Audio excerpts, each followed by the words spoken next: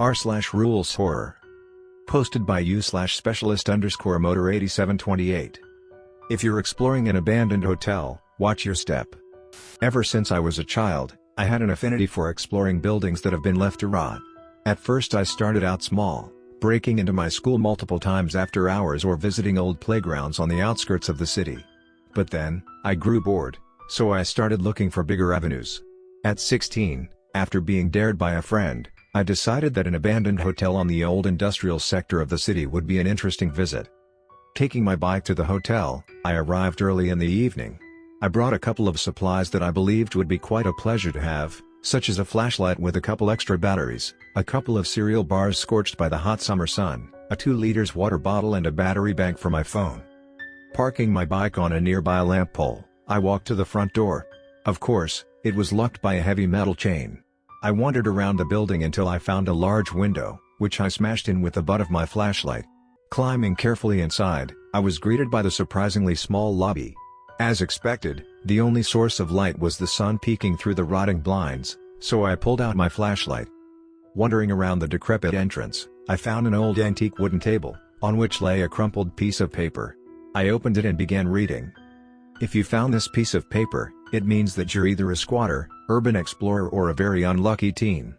Worry not, the rules written below apply the same to everyone. My apologies, allow me to introduce myself first.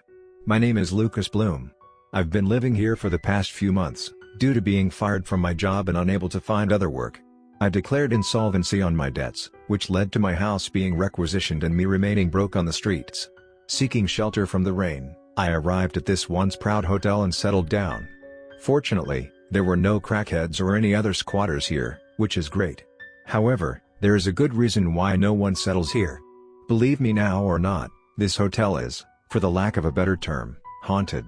Not the creepy sounds and unexplainable odors haunted, but the godforsaken beasts roam the halls and reside in the rooms, which will rip your face off if you burden them or they're starving.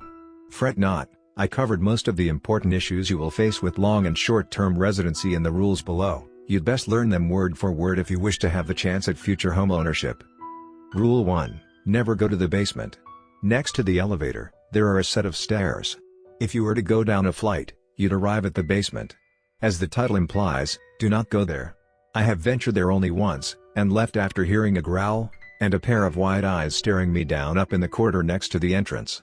I do not know what resides in those accursed concrete corridors. Should you end up there, pray. Rule 2, do not eat anything inside the hotel.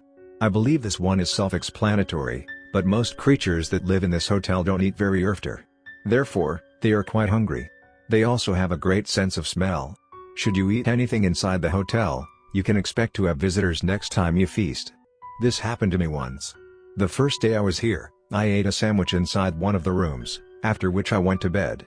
I awoke late in the night to the once locked door being wide open, and I could hear someone eating in the corner of my room. I pretended to be asleep, and in the morning, I saw the floor licked clean of any breadcrumbs and discarded pickles. I got very lucky to have a quite modest creature eating the rest of my sandwich. You might have a gourmand. Rule 3, watch the floors. Nothing paranormal on this one. The building was raised in 1912, as such, the floors are old. Watch your steps to avoid falling a couple floors. This is not the place for a back injury or leg fracture. If I recall correctly, this building was never demolished due to protests by the local community. Neat, huh? Rule 4, do not be outside a hotel room by dusk. Nothing bad comes out before the sun sets, but it's best to be early rather than late. You should take a key from the reception, which is where this note should be, preferably on the first floor, and head to that room if you're intending on squatting. Listen in through the door, and be absolutely sure you hear nothing inside. If there is nothing, make yourself comfortable in that room.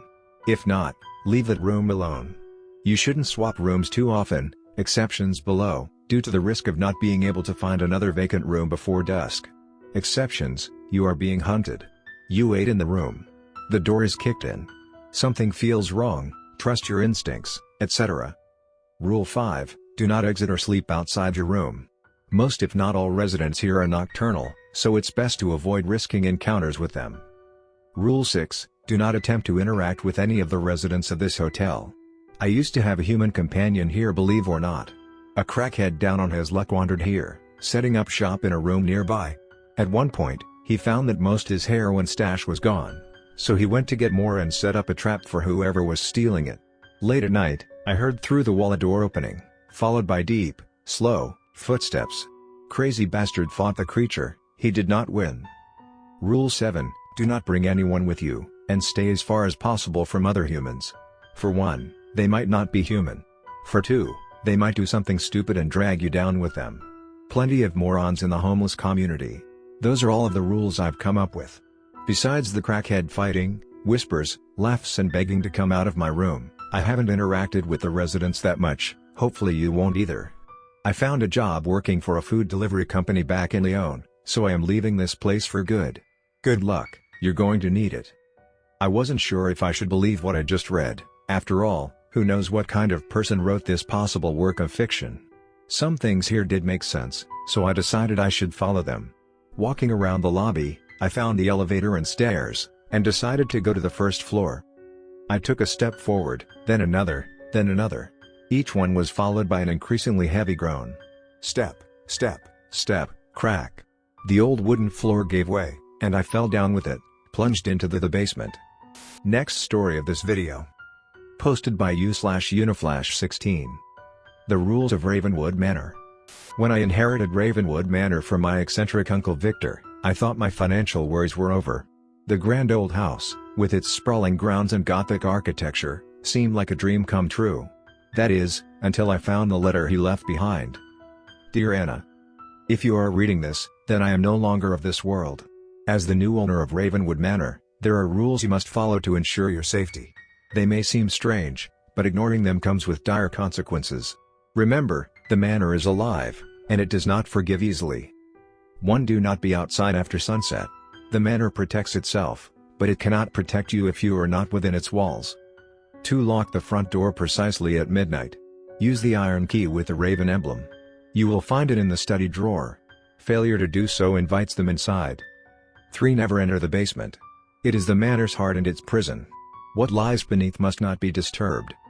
4. If you hear whispering at night, do not respond. Cover your ears and hum the tune of Greensleeves until it stops. 5. There is an old grandfather clock in the foyer. At 3 a.m., it will chime 13 times. Do not look at it while it chimes. Close your eyes and count to 30 before moving again. 6. The portraits in the dining hall move occasionally. If you see them change, acknowledge them politely and leave the room. Do not return until morning. 7. Should you find a book on your bed, read it entirely before sleeping. The manor is trying to tell you something important. Ignoring it will make your dreams unbearable. 8. If you see a shadow that does not belong, do not confront it. Leave the room calmly and return only with sunlight. 9. Each month on the night of the new moon, a man in a gray suit will knock on the front door. Give him a piece of bread soaked in honey. Do not speak to him or look into his eyes. 10. There is a rose garden in the backyard. Never pick the roses. They are not for you. 11. If you hear a child crying, find the source immediately and sing Twinkle, Twinkle, Little Star until the crying stops. The child is lost, and the song will guide them back. 12. The attic door will sometimes open on its own. Close it and lock it with the brass key from the kitchen. Do not go inside, no matter what you hear. 13. Finally, always bid the manor good night before you sleep. It is alive, and it watches over those who respect it. Follow these rules diligently, Anna. Ravenwood Manor is both a haven and a trap. It will protect you, but only if you respect it. Fail to heed its warnings, and you may find yourself joining its many secrets. Yours, Victor. At first, I dismissed Uncle Victor's letter as the ramblings of a madman. But as the days turned into weeks, I began to notice the peculiarities. The portraits did indeed seem to shift, and the grandfather clock's chimes were unsettlingly eerie. One night, I forgot to lock the door at midnight. The howling wind outside seemed to grow louder, and I could swear I heard footsteps echoing through the halls. The next morning, deep claw marks marred the front door, as if something had tried to get in. When the man in the gray suit arrived on the new moon, I followed the instructions to the letter, trembling as I handed him the bread soaked in honey. He nodded silently and left, disappearing into the night. Each rule tested my nerves, but I dared not break them again. Ravenwood Manor was indeed alive, and it demanded my respect. I couldn't help but wonder what had happened to those who had not followed its rules, and I prayed that I would never find out.